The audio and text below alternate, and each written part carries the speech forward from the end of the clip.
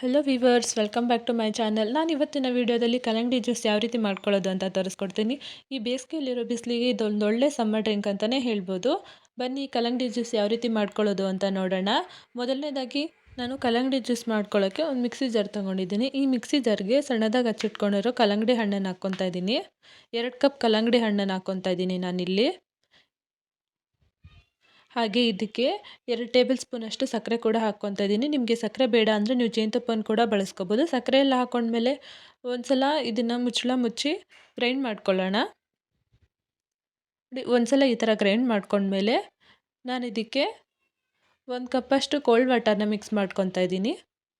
Cold ವಾಟರ್ನೆಲ್ಲ mix ಮಾಡ್ಕೊಂಡ್ಮೇಲೆ ಮುಚ್ಚಳ ಮುಚ್ಚಿ ಇದನ್ನು ಇನ್ನೊಂದು ಸಲ ಗ್ರೈಂಡ್ ಮಾಡ್ಕೊಳ್ಳೋಣ. ನೋಡಿ, ಇನ್ನೊಂದು ಸಲ ಗ್ರೈಂಡ್ ಮಾಡ್ಕೊಂಡ್ಮೇಲೆ ನಾನು ನೆನೆಸಿಟ್ಕೊಂಡು 2 ಟೇಬಲ್ ಸ್ಪೂನಷ್ಟು ಚಿಯಾ ಸೀಡ್ಸ್ನ ಕೂಡ ಮಿಕ್ಸ್ ಮಾಡ್ಕೊತಾ ಇದ್ದೀನಿ. ಚಿಯಾ ಸೀಡ್ಸ್ ಆಪ್ಷನಲ್ಲು, ನೀವು ಬೇಡ ಅಂತಂದರೆ ಸ್ಕಿಪ್ ಮಾಡ್ಕೊಬೋದು. ಆದರೆ ಚಿಯಾ ಸೀಡ್ಸ್ನ ಸೇರಿಸೋದ್ರಿಂದ ಈ ಟೇಸ್ಟ್ ಅಂತೂ ತುಂಬಾ ಚೆನ್ನಾಗಿರುತ್ತೆ. ಹಾಗೆ ಈ ಚಿಯಾ ಸೀಡ್ಸು ದೇಹಕ್ಕೆ ಒಳ್ಳೆ ತಂಪನ್ನು ಕೂಡ ಕೊಡುತ್ತೆ. ಈಗ ಜ್ಯೂಸ್ ರೆಡಿ ಆಗಿದೆ. ನಾನು ಇದನ್ನು ಒಂದು ಸರ್ವಿಂಗ್ ಗ್ಲಾಸ್ಗೆ ಹಾಕ್ಕೊತಾ ಇದ್ದೀನಿ.